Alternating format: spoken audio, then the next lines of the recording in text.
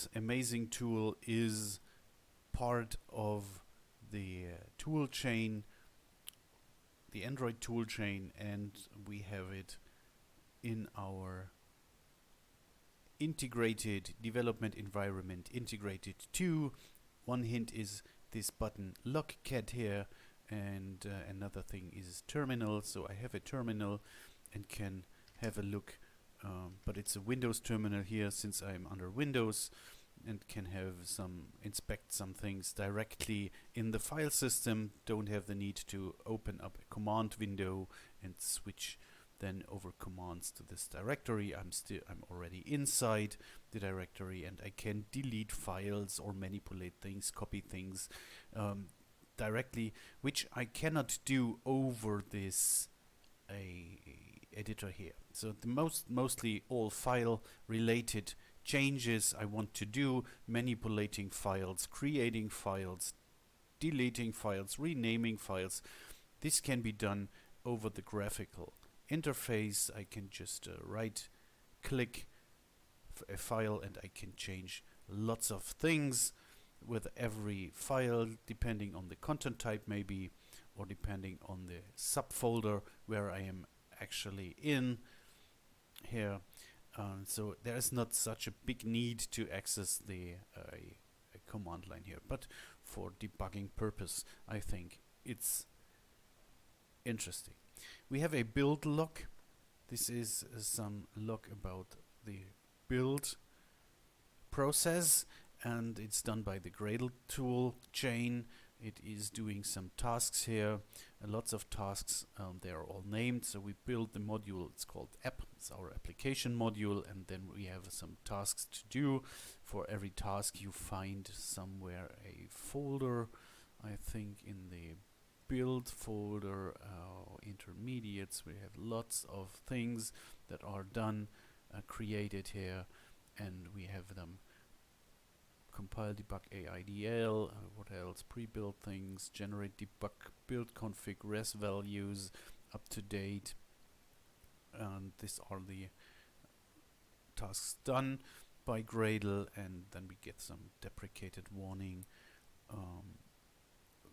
Deprecated features were used in this build, make it incompatible with Gradle 7.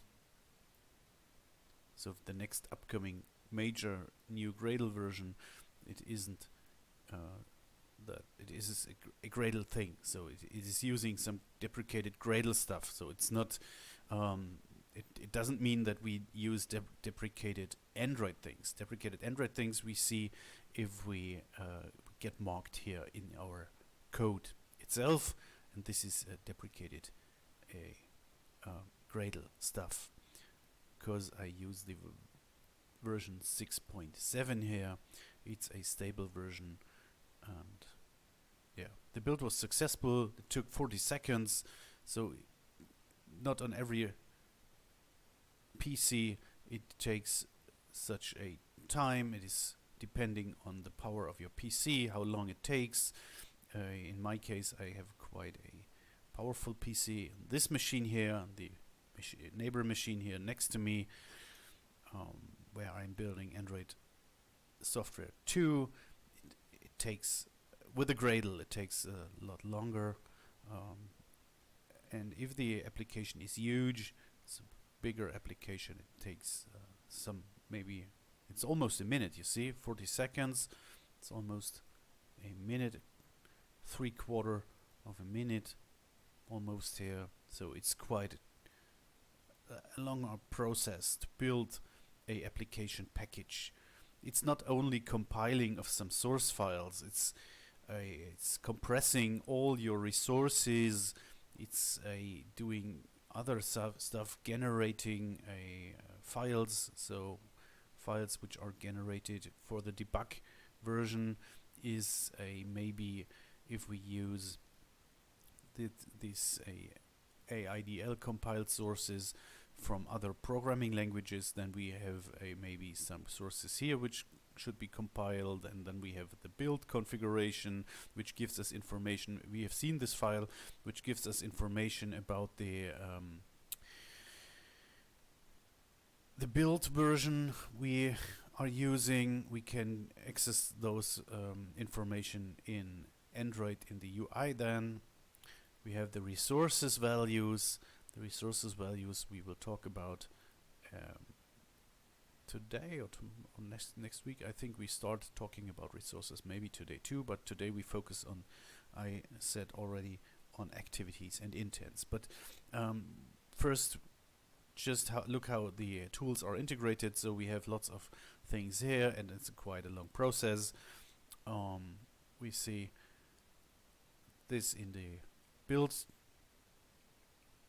in this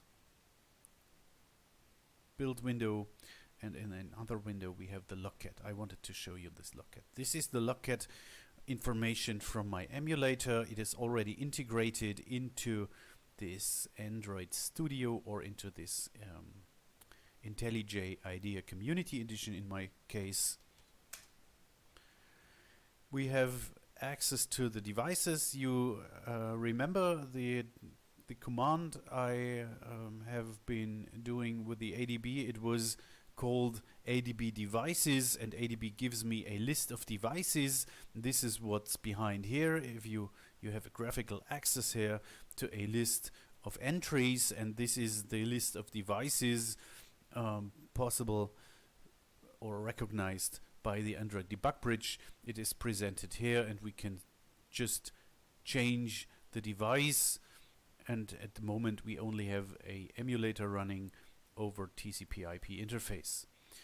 So what else can we do? We can subselect here some packages, since every logging entry that is composed is done by a software, by a program, by a process, or by a user. So everything is nearly has the same name. So we have had a look last week after the usernames, and the usernames are according to the package names, and the system process or the system stuff, and we have those installed things. And after and everybody who is producing logging outputs in any fashion gets marked, so we can subselect our own logging information. Yes, Android is a growing system. We will find lots of programs running in parallel there around the clock on your phone and produce logging output permanently, and it's going on and on. So if we go down with this bar to the end of the file, or we go down the stack trace, soft wrap, what else? We have this button here, scroll to the end, and then it will be always at the end. And if the emulator or your Android system produces more logging output, it will run through. And this is very slow. You see, it is stopping here. This is only typical for the emulator. So if I'm using this emulator, it will produce more output. And your phone, your running phone, will produce permanent output. You don't have to click something. It will permanently provide new outputs. And you aren't able as a human to read so fast as the output is produced. That's why it's more interesting for us to subselect, divide and conquer, to subselect these programs we have running here, or we have identified produce output into my logcat file. And here you see already my own application has produced over 10,000 entries. And those are those 10,000 entries. I have never written in my active program, I have never written something that produces output in the logcat file. So we will do this. We will try to have a look at, because it's really interesting when debugging or while debugging. For us, it's the easiest step, or the first step in debugging. Before we try to start a online debugger, which needs breakpoints and which needs some configuration, It's more difficult, and it's much easier. Try to figure out what's the problem using this logcat. So it's very important to know how it works and to understand it. At the moment, I'm just having a look at the logcat output of my application. Since my application isn't running at the moment, it can't produce new outputs. So this is the last, and it will stop here. It was today. It was started at 11:36. There you have the timestamp. There you have a process number or user ID and process number. Then you have the package name, and then you have some big capital letter. It is I for information, W for warning, D for debug, and E for error. So what we see, there is no error at the moment. This is good. So the most information we get here out of the log file is not erroneous. It's just information in somehow, or debugging information from OpenGL. It seems that the OpenGL renderer, which is producing output on the graphical user interface, is giving us debugging information. Just some debugging info. So this log file is running full of entries around the clock. One amazing part of your phone is it has to write a huge log file. So the logging entries must be deleted at some time, because there are so much entries that your log file would explode from in length. Okay, so debugging output is from OpenGL here in my emulator version. It's EGL. This is a special OpenGL part we can program from Android 2. This version of OpenGL render access is a little bit limited, but it's also nice to do so. For 3D graphics, if you are interested in, you can produce vertices and program lines and splines and NURBS with this too here. Okay, what else? We have some warnings here. It's a warning: unexpected CPU variant for x86 using defaults. So he found a unexpected variant of CPU here maybe in my computer or in the emulator. I'm not sure, but I think in the computer here, and it is using some defaults. Okay, not that hard to figure it out. So that's what this logcat actually is.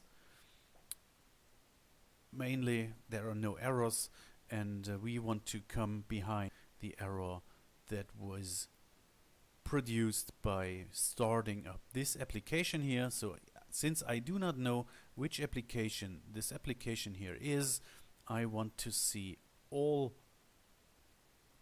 info.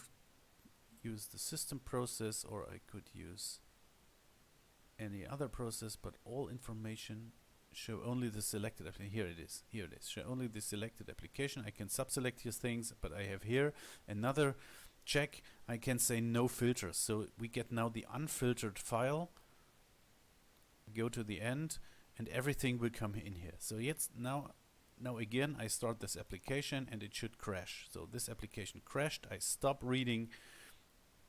Just click on any entry here and stop reading, stop following the file.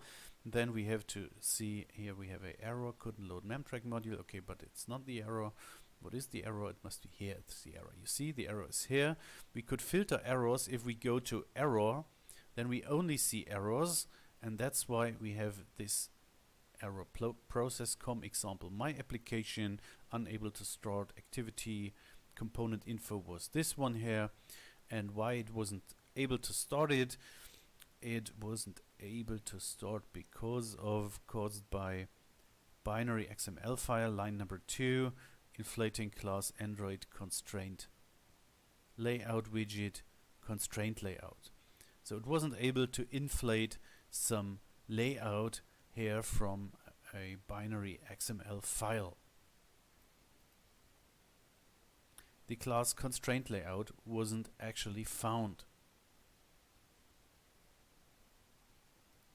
So somehow in my application there is a resource, and let's have a look into the resources. We find them in the main module and the resources, and there we have layout folder, and this is our layout. And since there is used a constraint layout, it is not found on the device.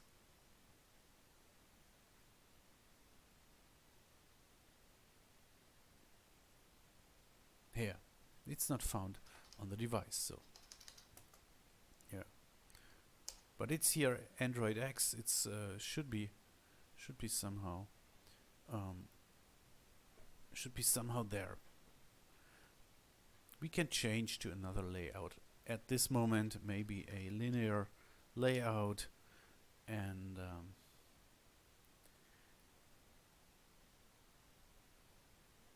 it switched already to this linear layout. I think it was a problem in this actual application. I stop it running and start it again. Now let's try what these processes say. The build process finished after 2 seconds. This was very fast. Now it took only 2 seconds, you see this. And again, the logcat output. We want to start the application. Try to see it now. Wait, this is the hello world now. This is our hello world application, and the other application was using a constraint layout here, the same approach.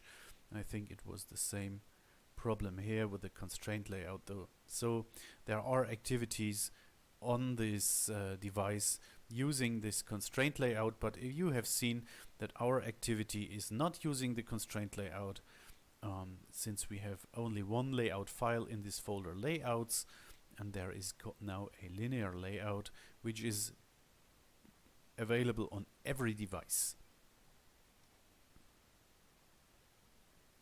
Okay, it's available on every device. So this is our application here, our hello world application. This here is a other older application which is not able to run on this device, and this also not. We can delete it in the normal way. Just go to settings, somewhere should be the settings, then we can have the applications here, apps and notifications, maybe this one, and there are other applications called my application. We can every 29 applications present in the list, and just uninstall.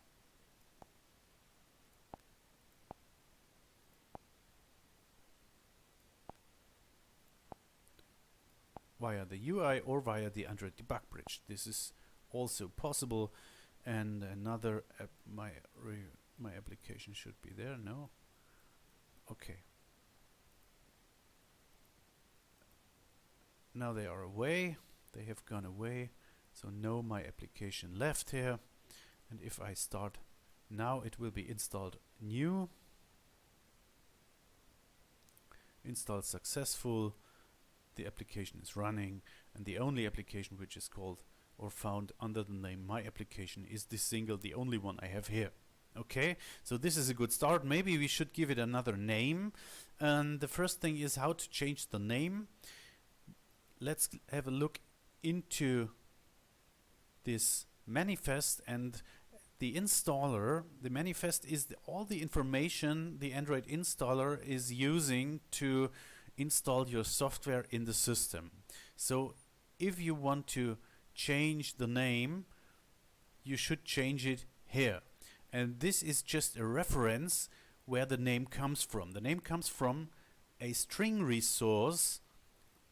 We should talk about resources in the near future, and it's therefore called app name. It is a string resource, and I will show you. The string resource is found in values.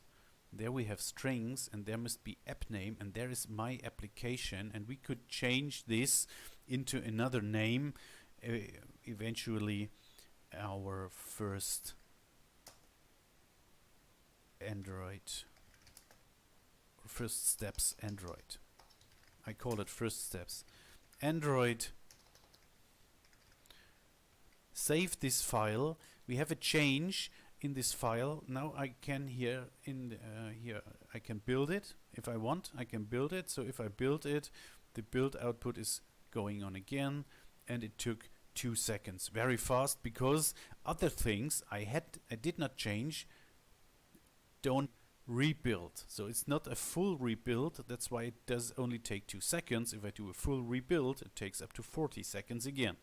I have here two other buttons. Both run my application. Apply changes and restart application here, or run my application. Both would run my application.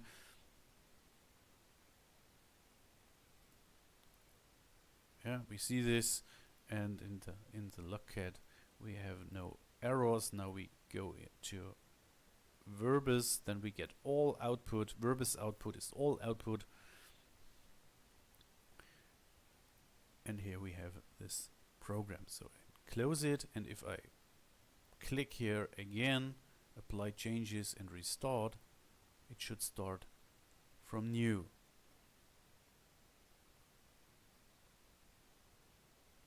Activity restarted, no code or resource changes detected, so no changes, and that's why it does not restart. First steps Android 1 changed this file. I press here again, and I hope it will restart this program in my emulator 2.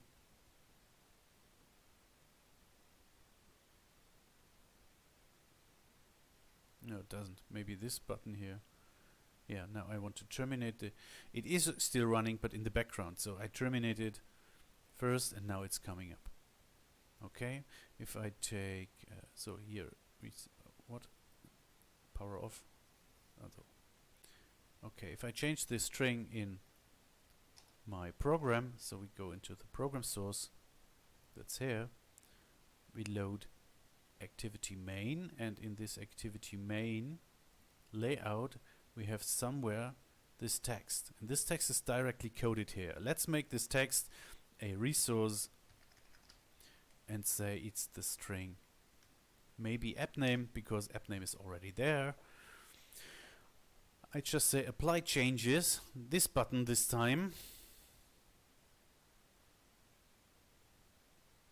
and it should switch. So you see it has been switching. The application was restarted automatically through this button. If I say stop, then my application in the emulator or on the device will be stopped. The debug bridge command is helping us to doing this. So behind every button here, or almost every button here, is a command for the Android debug bridge, which I can trigger just with one click with the mouse. So that's for understanding. So simply close the program, and then I have only the run button, and the apply changes button is grayed out because the application isn't running at the moment. To run the application on the emulator, just start again, comes up again. I can stop it or start it over new, restart it and apply changes. This is the things we have, and the other things is debug the application. We would attach a debugger with this device, and then we can debug the application online while we click through. Later we can come into any trap or into any tracing point that stops the program, and we can step then and go through the single steps of my code, of the code. No, but at first we learn how to use the logcat, and in over 90% of all possible problems that could appear, this logcat output is enough to come around what your problem, to identify your problem and then to solve it. Yeah, this is the normal, the easiest way, I think. Okay, so today we go. That was a little introduction again into this IntelliJ. Now we have seen there are lots of resources we will have a special lecture just digging deeper into resource files and have a look what is possible to do there.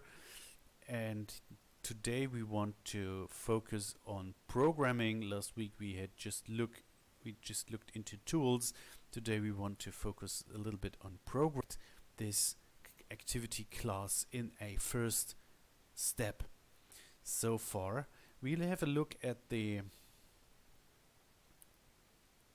slide for our activity class. So that's what we already had. Activities and intents, they are very important, and now we have a look at the activity, especially at the life cycle methods that can be used. So this activity is a program object run in as a part of our application. A activity is connected with a user interface, with a graphical user interface. So it is a program which is able to interact with the user, and therefore it is able to handle events. So the activity is part of the graphical user interface. It's a user interface runnable part of your application, similar to a standalone program, to a program which you see in a window. So everything you can see in a window could be a activity. If you think this is part of a window, you have here a window. This is the editor window, and this editor window is a activity. This editor window now has four files opened, and this is everything together one activity. But it could be that every opened file is the same activity again, and you just switch between the same activities. So it could be one activity having a bar with 4 tabs open, and you just switch this content, or it could be having 4 activities, every activity the same activity, and having a bar switching between the activities. This is both possible, also with Android. It's just a thinking. The same thing if you have a look at a browser like this Microsoft Edge here I have in this Windows system. You can switch between the tabs, and every tab has its own URL input field, but there are also other browsers where you have this URL input field above all your tabs. So it's just a design issue. It's a question of design to say this is the activity and this here is a switch between activities.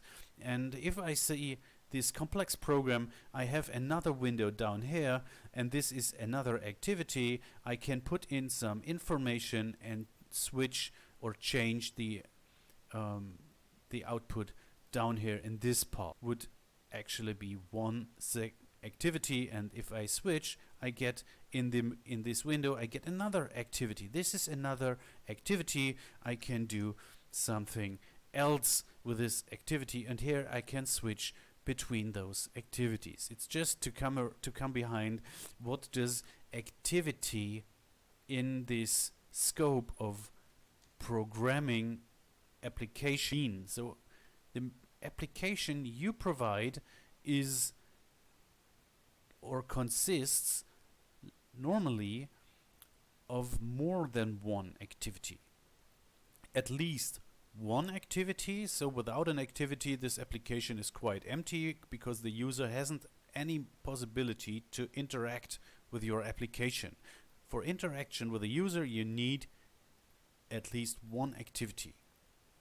But normally you should have more. For every different interaction or every different use case approach, or maybe a part of a use case, a step of a use case, you could define or design a single activity.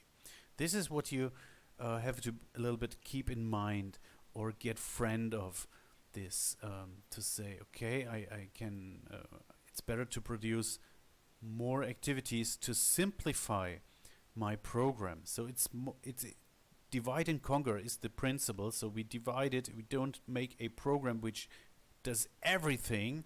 We just divide it in lots of small programs which are very easy controllable, and we have a better overview and can have better control over the security. It doesn't crash so fast because we have only small activities. So an activity is a small part, it's not huge.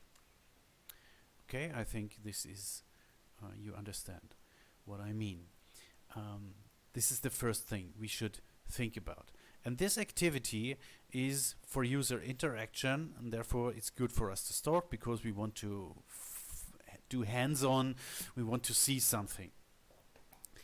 When we start this activity, it is started by the system. So how does the system start this activity? How is it going on that this is instantiated? It must be instantiated. We know this is here Kotlin, you know this. These are the keywords from Kotlin. And this is not a static function. There is no static. So since there is no static, we do have to create a object from this class. That's what we know. And who does it? It must be done by the runtime. That's correct. And the runtime, why does the runtime know this object has to be created? It doesn't look into my code and says, okay, there are 5 activities, which one should be started? So to start your activity, you have to write some information into your manifest, and then the installer knows how to handle your application when the user clicks on a start icon. And this is your entry point. So you define a entry point if you say you have a program which is responsible for this main action. So this is something like the main function, and I think I told you about this last week too. This is something like the main function. This is a advice to say, system, please make this program startable, and moreover start this object here. So create a object of this class called main activity, and then run this object and show it to the user, because it's a activity class. It's derived from the base class activity, and therefore it is possible to show it on the screen. So, but what you see on the screen is another question, is depending on your layout, is depending on your content. But first you could start this program and it would provide a white screen or a black screen with nothing on. And this second information here gives the installer the hint that you want to have a icon in the applications list where the user can start your program through a finger push. So the icon you've seen here, first steps activity here in our most used applications, or down here and in the normal list, is this launcher icon. And if I click this icon, I get the main action of this activity. For every activity which has a launcher icon should also have a main action, so that when I click on this launcher, I get the object created of exactly this class and get the output of the user interface output of this object presented to the user. That's what happens. And therefore the first step is creating this object, and now we know how it is done and what it depends on. So if you forget to write the things into your manifest, you will never get your classes created and your activities run. That's the other side. You always have to write it into this manifest. Okay, so the activity is launched. This is create the activity, launch the activity, and when the activity is launched, so this is the thing you want to do. I want to launch the activity. Then the first hook into my code or into our code is the onCreate method. When the application is launched, we know a object is created. We do not come into the constructor. We can use the constructor as well to produce maybe some logging output, but when the object is constructed, we do not have access to the UI at this moment. So there are different steps behind in the runtime that we have to care about too. So the object is constructed with a constructor, that's right. So we could write a standard constructor here, somehow a constructor, and then we must call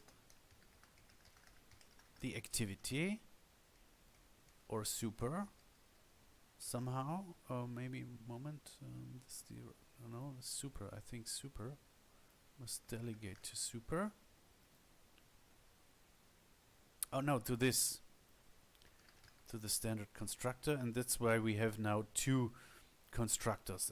It won't work because we should use a primary constructor here. So we use this, it won't work, you see, because it doesn't call this. This constructor is calling this constructor here, and we derive this class. That's why we should call this. We could do a init block, and this init block is run during creation, and then we know this, what run is this during creation. So to see something in the log file, we use a log class. The log class is a Android util object.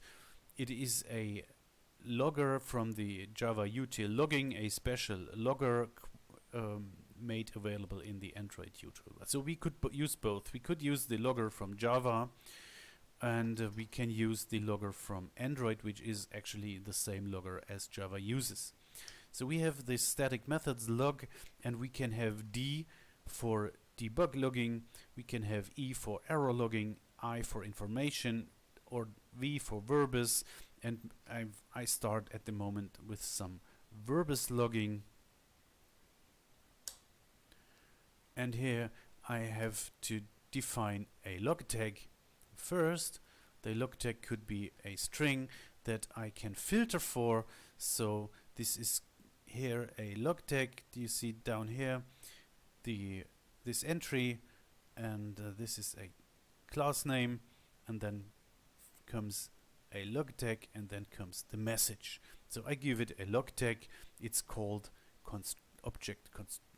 constructor or main activity. I call it like the class name, and then I give the message as well as string, and this should be constructor call. And here a standard constructor call. So since the runtime is creating this object, it is needed that we have a standard constructor, because the runtime cannot guess which parameters should be used to construct this object. So there must be a standard Android way to construct objects here, activities, and you see we derive from activity and use a standard constructor. It is done via standard construction.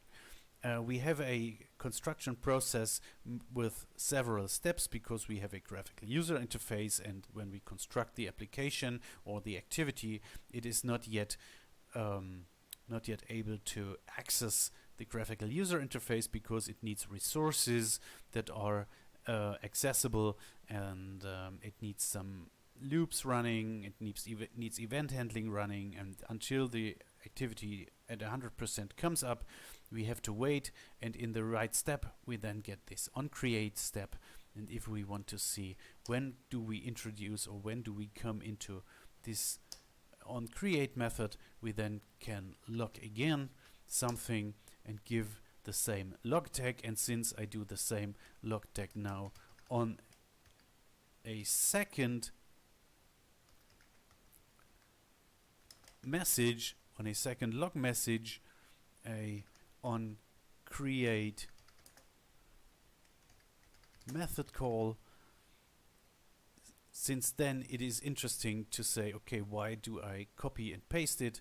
I could use a final value here. I could use especially a const value like my log tag,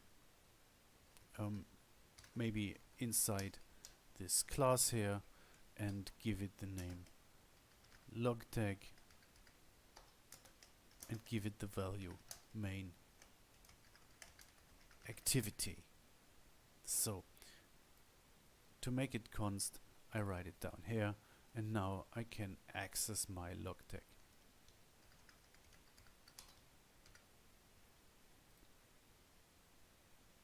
In these two calls. So this log tag is here a const expression,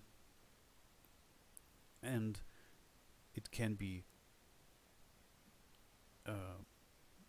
copy pasted into this by the compiler. So the text that was presented from me before will be there after compile step 2. Now let's restart the application and let's have a look at our logcat output. And now we just switch the filter to show only the selected application. We only want to see my application, and here we have our verbose output. So far we have a standard constructor call, and afterwards we have the onCreate method. In between, the runtime system is doing other stuff, preparing the user interface resources so that we have access to them on this after or in this first call. So from this call on, we have access to the user interface we are created. This is here. After create, we get as next the onStart call comes directly after onCreate. You see the difference is only the way through the life cycle. So if we come from onStop, which is the counterpart to onStart, we can come over on restart and go into onStart again.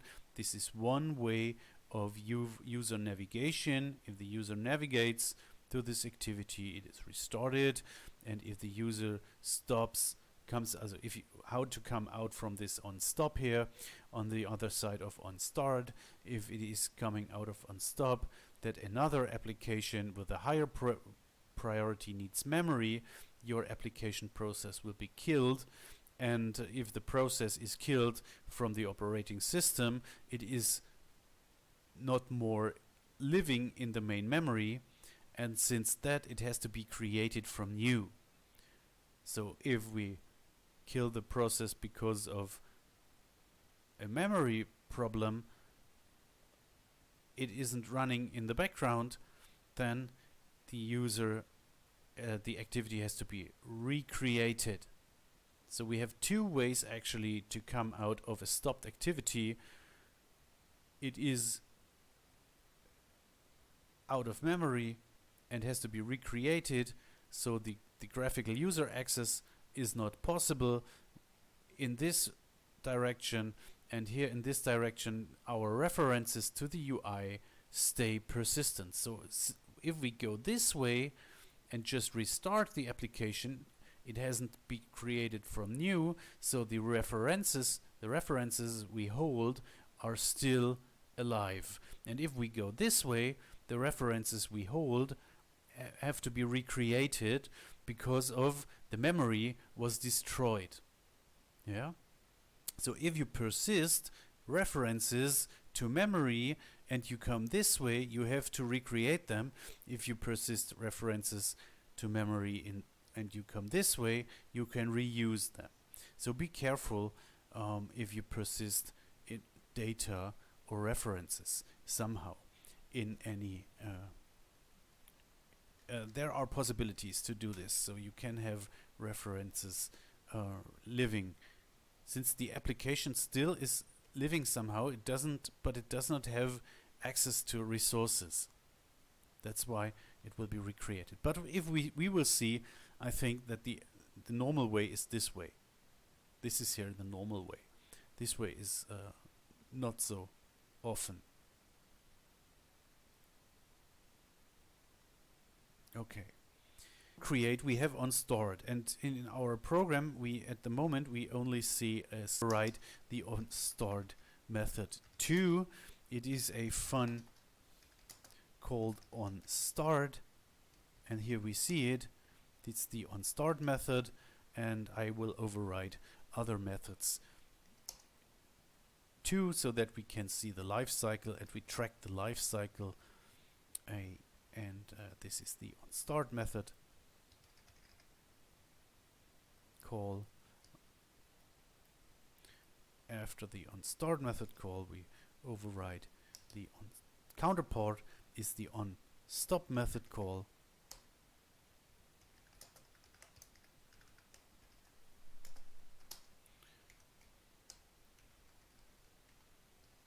And we always should call the super method too. So those methods are available in the activity class, and the activity class is communicating with the runtime, and there are things done we don't know, or we just can imagine. There are additional things done, absolutely correct, and those things are a must. So we have to call the super methods. Those super methods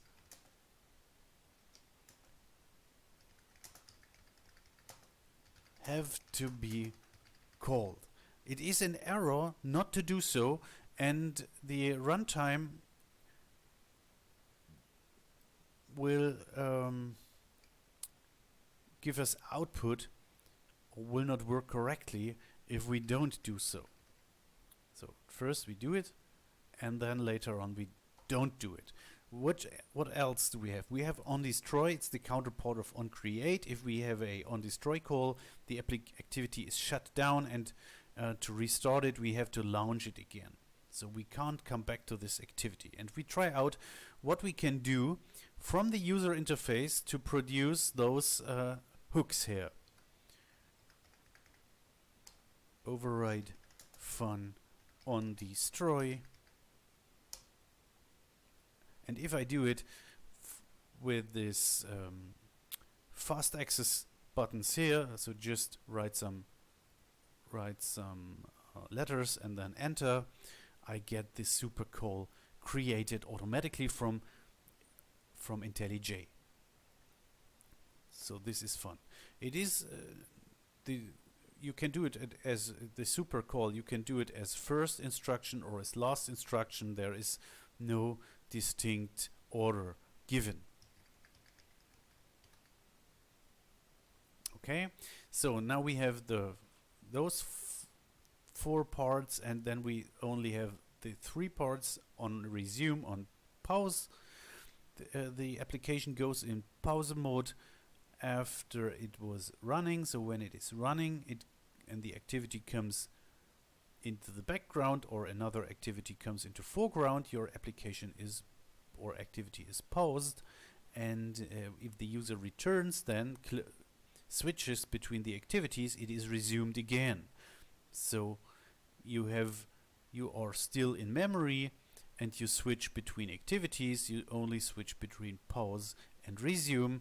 If you are not longer visible, your application, it is stopped.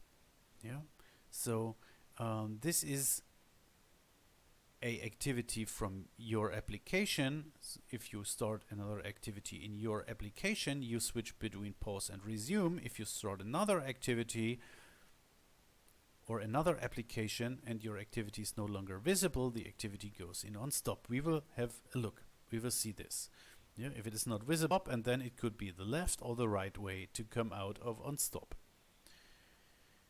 Resume and pause are the most important, because they are closest to this running part. So the running part is this application is user visible and the user can interact.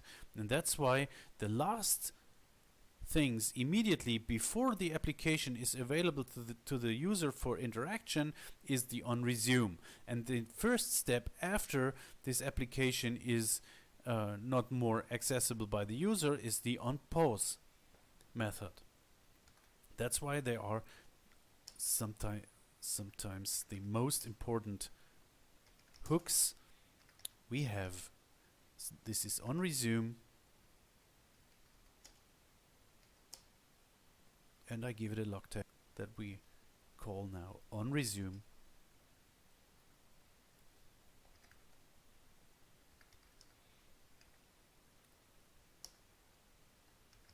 And last but not least, we'll make onPause.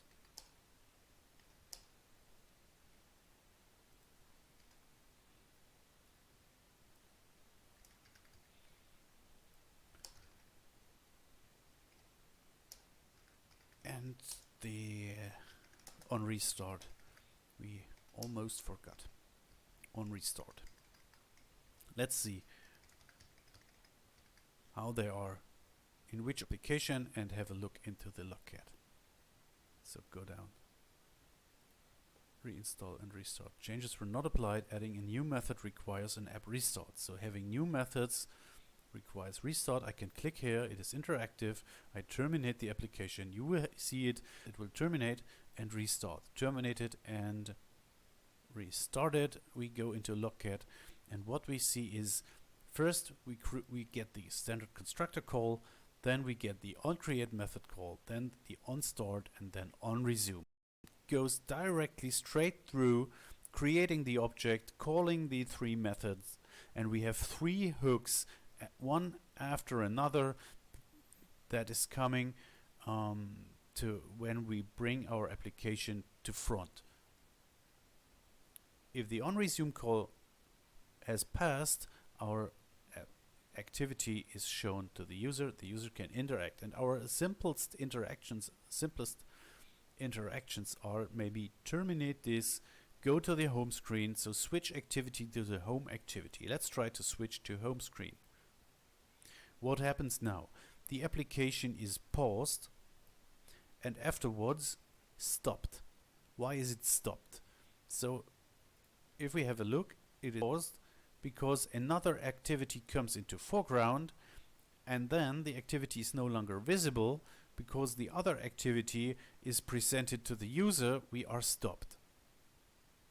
So, and the next is interesting. Do we go this way or do we go this way? At the moment we are stopped. Our activity is stopped. It is not destroyed. It is in this state. So this is a state, the stop state. We want to have this activity again, so I press very long to this home button, and then I see a list of running activities. Come on. Does not want to go. Which button is it? Maybe it's the square button. Yeah, it's the square button. So we see now here is a list of activities that are still running. These are processes. We could use the ADB shell and have a look into the process list, and we would see our application still running. If I click on this application, it comes back into foreground. So, and now we will have a look into the next calls. What is called? It's called restart, start, and onResume. So we have been going the right way. This way. We were coming from onStop over onRestart, back to onStart, then onResume, and then running activity. So those two players, onResume, onPause, are for us the most important because we know the user has now access. If we want to track user interaction, if we want to save some data the user has put in the activity, we should do it latest here in onPause, directly after the user can't interact anymore. Or one step later in onStop, latest stop call to save some information, because it could be we go over onDestroy out or we come back again. So those are the hooks we have to come into the life cycle from activities. Let's try now to go over this way. But you can imagine how we do it. We start again, we are now running, we go into the home screen, then we stop the activity, and then we go into the list of the running activities and throw it out. That's why this should be choose this way. Okay? We go on the home screen, so switch the activity. This is another activity that's in front now, and here we can go to the list, and I kill this activity now. It is killed. To rerun it, I have to start it again. So I can't come back to this activity. That way I have to go into the list and start it again. And now you see what happens is create, start, resume. Here again, and before moment, verbose filter is on. Yeah, I only see this. This is the standard call, okay. Because the activity was killed, so I should show only selected, show all, no filters, and then I go here and filter my log tag. It's called main activity. This is also possible. Now I see only the main activity calls, and we can repeat. I go to home screen. You see on pause on stop, I kill this activity. It is now killed. You see on destroy is coming. We have destroyed it. Now we have destroyed it, really destroyed it. So this way is destroying, and if I go back and start, it will be started again. This is a activity manager output, which says we have the main actions with the launcher and starting up this activity. This is the activity started, and then we create the object and come to the resume method. Okay? Now try to go out with this button here, and now it is destroyed. Now we are in the destroyed state again. Destroyed. So actually it is not possible to come over. Oh yes, it is destroyed. Let's see. Did we miss something? We wanted to go over here from stop to there. So it wasn't possible to simulate this here at the moment. Therefore we have to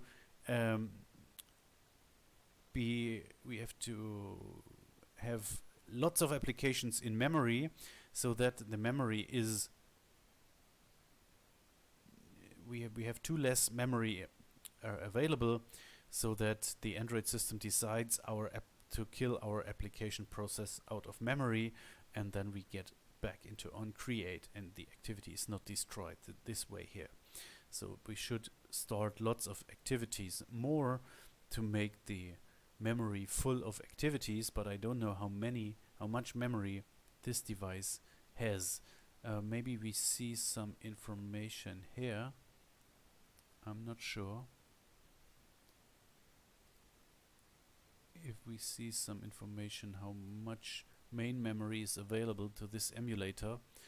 We could see it somehow in the file system when we see the size of the virtual SD card and the virtual memory. Yeah, but it's not so easy to simulate. On a real device, you could simulate this much faster, because my old smartphone was very limited in main memory, and that's why I went always this way. I always went this way and never went this way.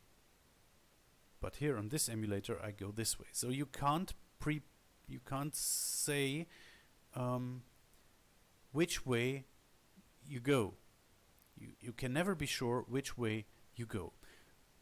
That's why you have to find the right hook for the right thing, and the most important are the most inner ones, because if you go this way or that way, you always come over on resume, and you always come over on start to. Okay? Have you questions?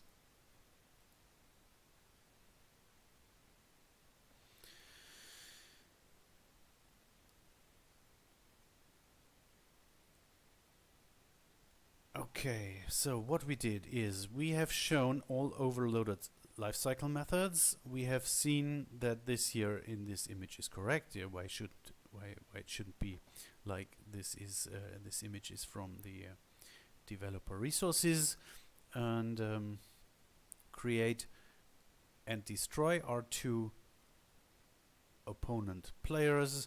Resume and pause all the opponent players, the most inner ones, around the running state, and the start and restart is a and stop methods together, play together, and the create and destroy we already had. So these are the states the application has, and it can be stopped. The stopped state isn't shown here in this color label, so we only have a killed state, a launched state, a running state, a shutdown state.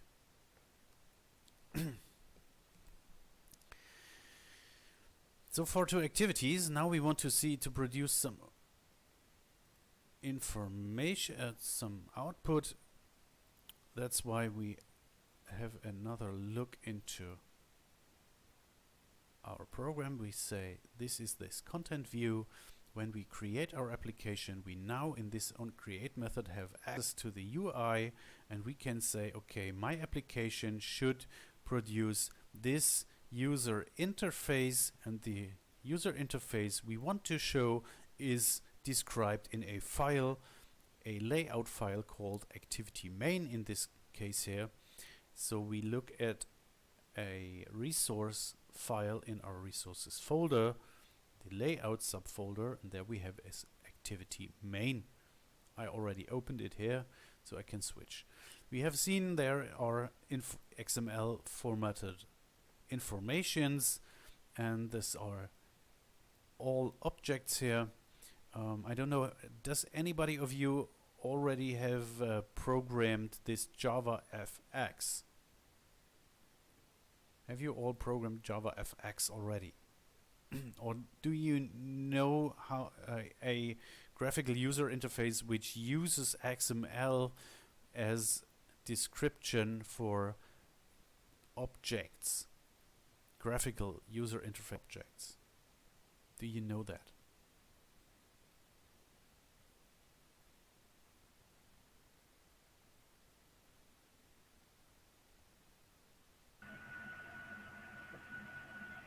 Professor, before I used WPF in data technologies.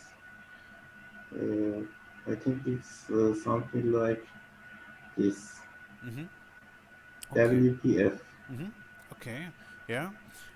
So this is nice. So then you can understand it and follow the or recognize those schemes here a little bit faster, and see, okay, this is a this will be a object in our desired programming language. So in Kotlin it will be a Kotlin object, in Java a Java object, and it will be represented by an object, this node here, and this is a container because inside of this object there are another objects, and every object here is a XML tag. It's provided by a tag, and those tags can have content. This linear layout tag here has some content. You see this content is this text view, and the name of this node gives us a interpretation what kind of graphical user face in element this view element here should be. So it is really simple to recognize this is a text output field. Maybe you can input text as well, but normally it is able to produce output. And then you have lots of special settings for this element. So as other graphical user interfaces have that as well, we can change the values of the attributes of this object. It is object-oriented design of this user interface, and the objects have attributes and methods, and we can access the attributes and we can access the methods. Especially, we aren't able to see if we write something here, do we access a attribute or do we access a method? Normally, if we write it down, we access a attribute and the runtime system has to call a set function, a setter method for this attribute. But not all of those constraints or those settings we provide here as XML attributes are attributes in this program as well, because we sometimes set, and you know this maybe, the event handler methods. And if we set a event handler method, we don't, or we do not do it with a attribute, because we aren't programming C or C++. In C or C++, we have pointers, and so far we have function pointers, and therefore also functions or addresses to functions can be held in memory, so can be attributes. But here, if we want to provide a event handler, we can write it down in this XML file so that the user clicks on or pushes on some button and it happens something in our code. We get a method call, and this is not done through setting a attribute. It is created into a method call, so it is a part of a method. A method is called from the runtime system, and this is what the runtime system has to do. So we get a piece of code that is runnable there. Could be a lambda, method. We get a lambda body that is created, or anything else, a piece of code that is a template which is able to run or to start our special event handler method, because our method is of a distinct form that is in a straight manner. So we know how the event handlers have to be formed. They have well-known parameters. They have void return type, and they have to be public accessible. And since we already created the Android object, the activity object, we can apply the action handler methods and set them up with the UI objects. So mostly we have attributes behind them, but it could also be that this calls a method. We don't see it. That's what this is the only thing I wanted to tell you, because the runtime system is parsing this file, and it it then says, okay, this is able to set for this attribute, or this can be put into a method. Since if this is a attribute what we set, we can simply check if the values are allowed or not allowed. But if it is a method call we set, the method, if this method is not accessible, the XML file won't find this out. So there are maybe some settings you can provide here which will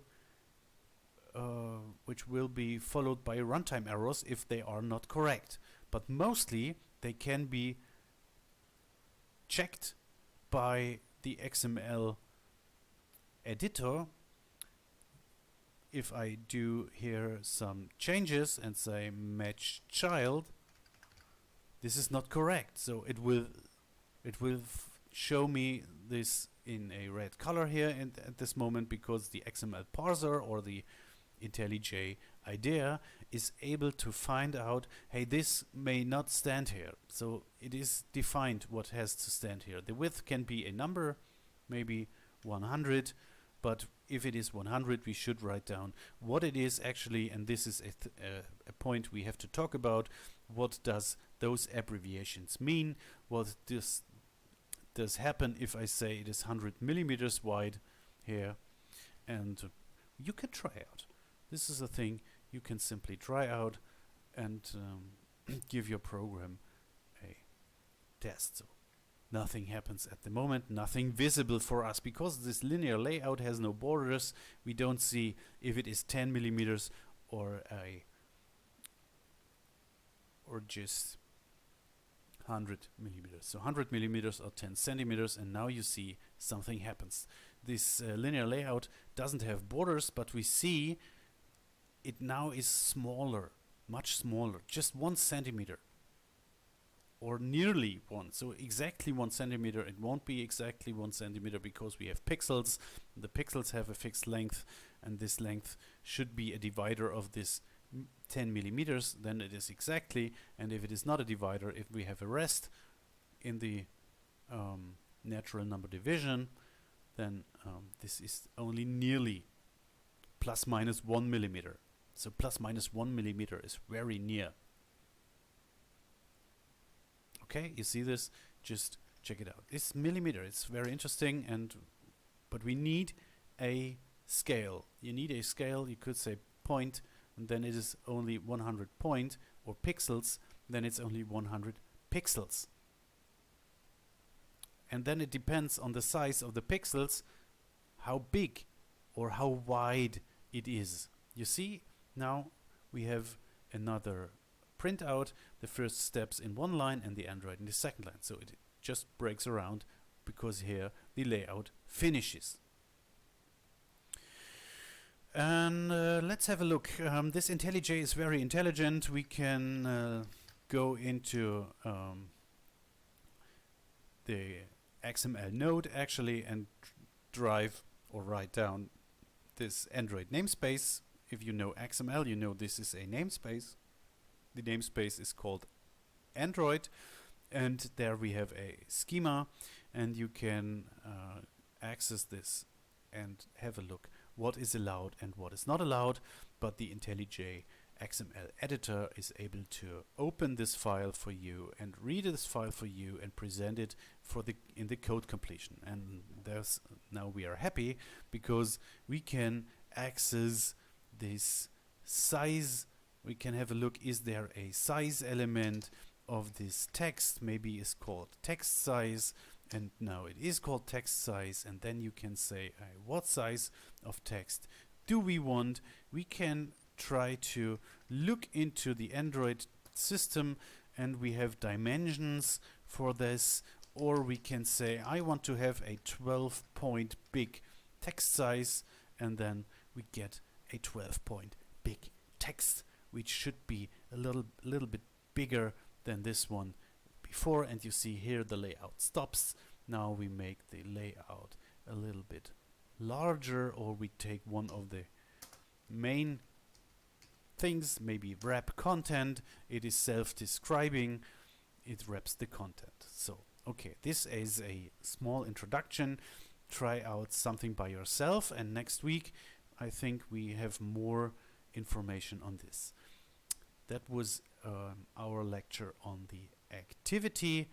At this moment we go back and look onto what's coming up next. So resources will be an extra lecture. This was only to show you what you need to make some examples, some own examples with the activities. You should access your layout file and play around with this. We make an extra lecture and have a look at more at a more complete overview over the resources. And now as next we focus on the intents. The intent system is very important in Android.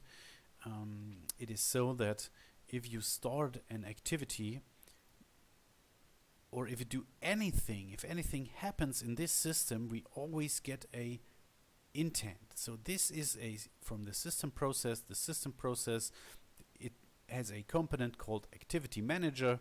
It is a object, a maybe Java object, and this object has access to the Linux kernel, the Linux system. It has special rights. It is a system part, so it's a object to access the system. If you use Microsoft Windows, you know this PowerShell, and this PowerShell provides objects to access the system. So it's a similar thing.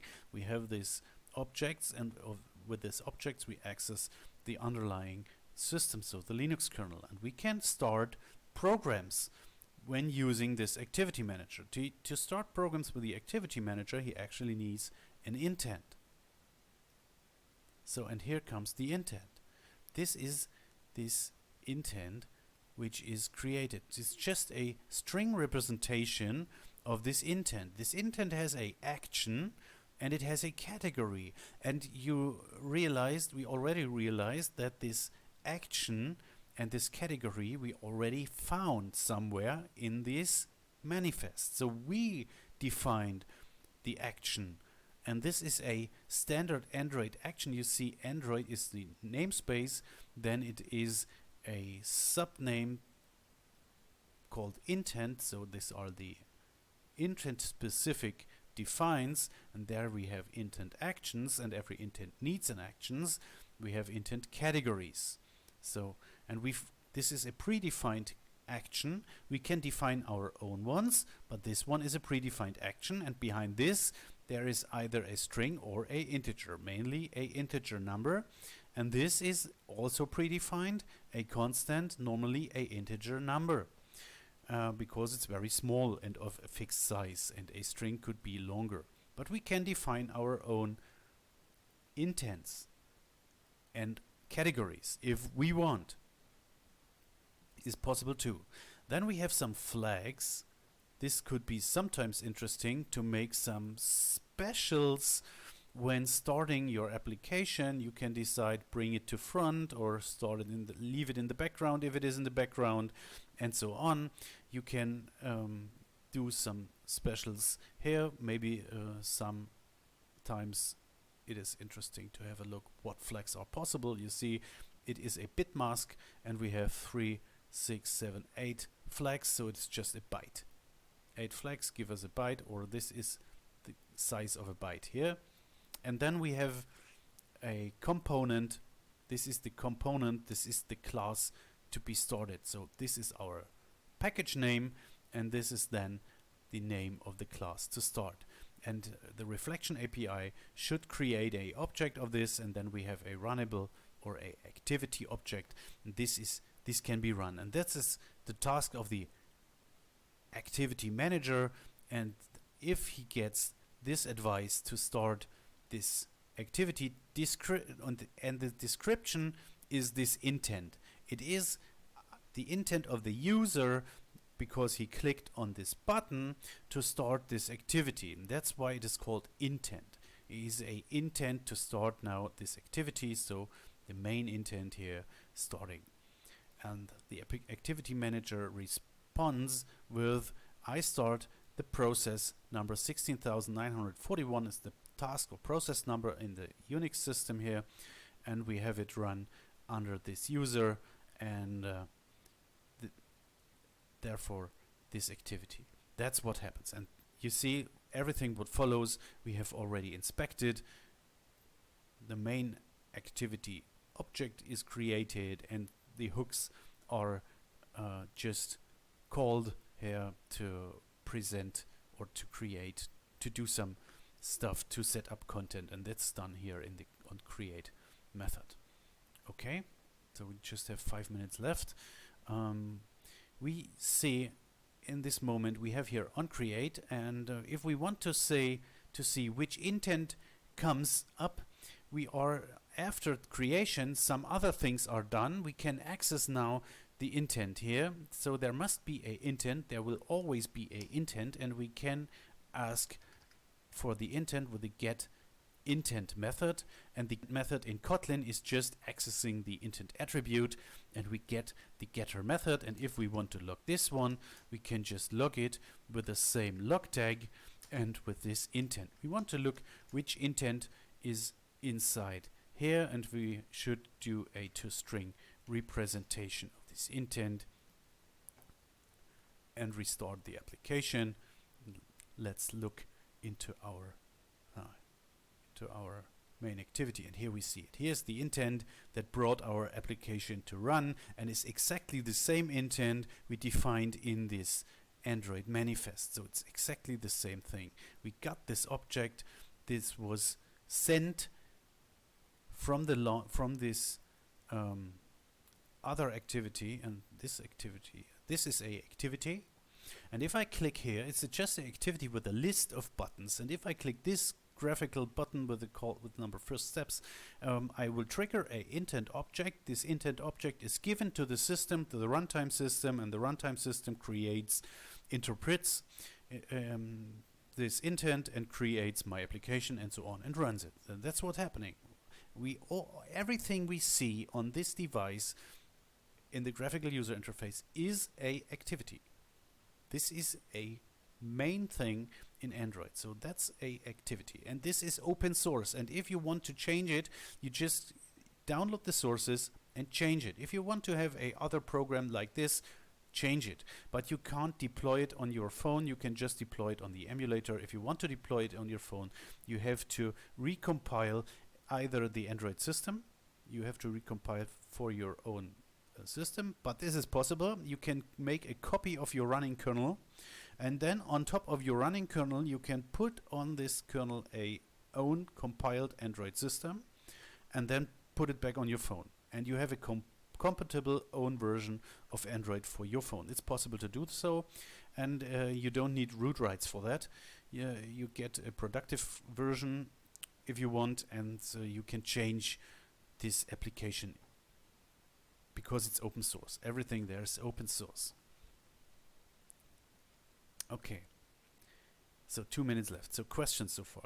Just questions now, and next week we go on and have a look what we can do with this intents. And I hope you already started playing around with the layout. This is the next interesting step. Check out which kind of user interface elements are available.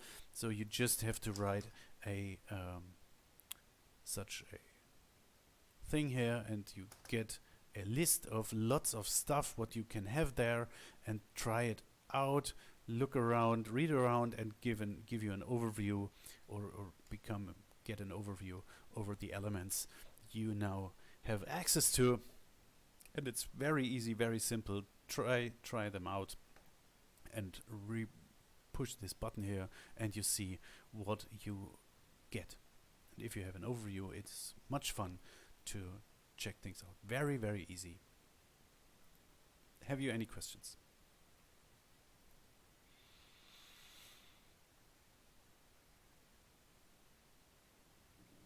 Professor, may I ask a question about the projects and assignments? Yes. Is it the what in assignments? Is it here in Android code? No. If you have finished your lecture, I have a question about attestation. Okay. You can ask. We can talk about the attestation. So lecture is finished now. I thank you all very much for listening, and I hope you enjoyed it and it wasn't too slow or something. And yeah, we will see us next week again. I wish you a nice weekend, and if you have any questions, please ask. Okay, may I? Yes, you can. Okay. In the PDF, I can see at the end that there is a note. It said partial solution developed in the exercise can be used to complete the oral task. Actually, I didn't understand what exactly does this mean. Okay, well, we will make here in our lecture, we will make some example programs. So we develop example programs that care about points that are part of your attestation task.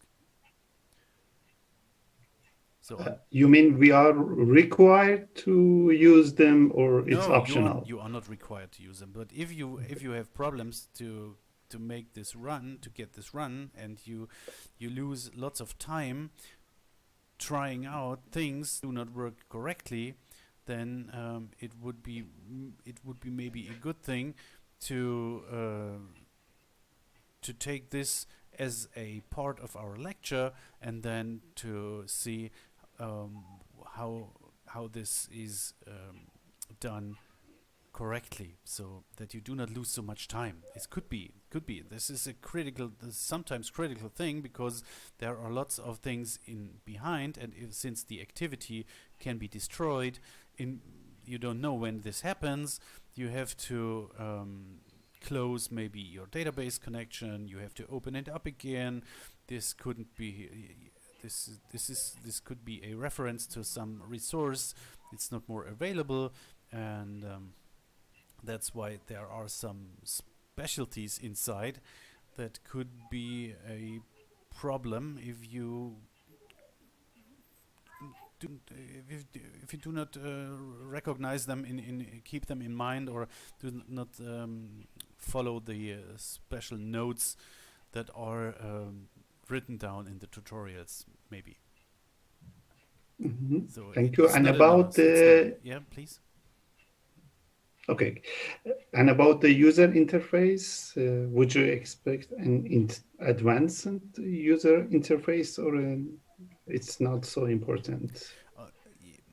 Uh, it is depending on the skills you already have. So if you are really familiar with the with programming in Android already, then I think it is more easy for you, or you have more fun to make a professional look and feel from this. But if you are new to Android, it is not so important that you style everything until the last bit and byte, and everything has a color and so on. Just you need more time. I know that you need more time to get a list visible, to get entries in the list, to get it to have it run without crashing your application. And this is Exactly. in the first thing. Your application should run, and it must not be the most beautiful application ever. Yeah.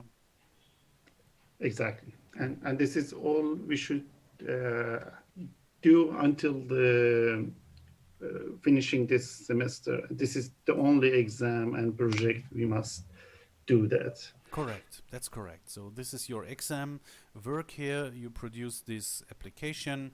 I hope it is fun to you too, if you make such a application, because it is. I think you.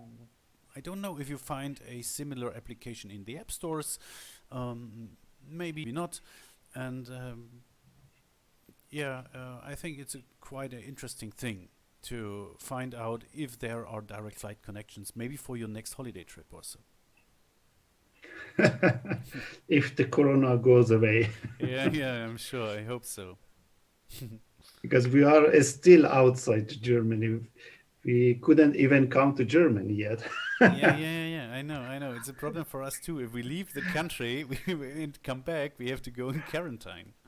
Yeah, Yeah, exactly. yeah. So Exactly. you go in a Thank you foreign. very much. Yes, you're welcome. Thank you too. Any other questions? Okay, then thank you very much all for coming. Thanks a lot, and have a nice weekend. Have lots of fun with the attestation task.